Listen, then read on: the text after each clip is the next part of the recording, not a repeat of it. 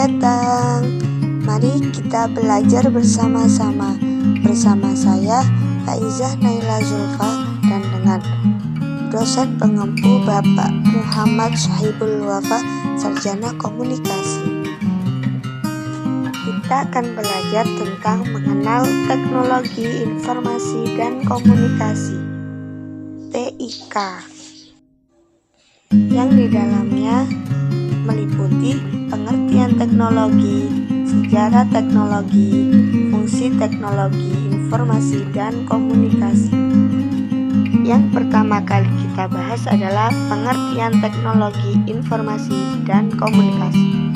Teknologi informasi meliputi segala hal yang berkaitan dengan proses penggunaan sebagai alat bantu, manipulasi, dan pengelolaan informasi. Sedangkan teknologi komunikasi adalah segala sesuatu yang berkaitan dengan penggunaan alat bantu untuk memproses dan mentransfer data dari perangkat satu ke perangkat lainnya. Selanjutnya, teknologi informasi dan komunikasi adalah teknologi yang berhubungan dengan pengambilan, pengelolaan, pengumpulan, penyajian informasi.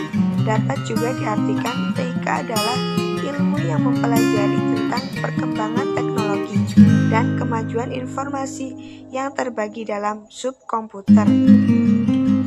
Di dalam teknologi informasi dan komunikasi terdapat juga sejarah. Ada beberapa tonggak perkembangan teknologi yang secara nyata memberi sumbangan terhadap perkembangan TIK saat ini. Pertama, yaitu temuan Alexander Graham Bell pada tahun 1875. Penemuan telepon ini kemudian berkembang menjadi pengadaan jaringan komunikasi dengan kabel yang meliputi seluruh daratan Amerika. Bahkan kemudian diikuti pemasangan kabel komunikasi transatlantik. Jaringan telepon ini merupakan infrastruktur masif pertama yang dibangun manusia untuk komunikasi global. Memasuki abad ke-20, tepatnya di antara tahun 1910 sampai 1920, terwujudnya sebuah transmisi suara tanpa kabel melalui siaran radio AM yang pertama. Kemudian diikuti pula oleh transmisi audiovisual tanpa kabel yang terwujud siaran televisi pada tahun 1940. Komputer elektronik pertama beroperasi pada tahun 1943. Lalu diikuti oleh tahapan miniaturisasi komponen elektronik melalui penemuan transistor pada tahun 1947 dan rangkaian terpadu. Selanjutnya pembahasan kita yang kedua tentang fungsi teknologi informasi dan komunikasi. Yang pertama, menangkap atau capture. Misalnya menerima inputan dari mic, keyboard, dan scanner. Kedua, pengelola atau processing.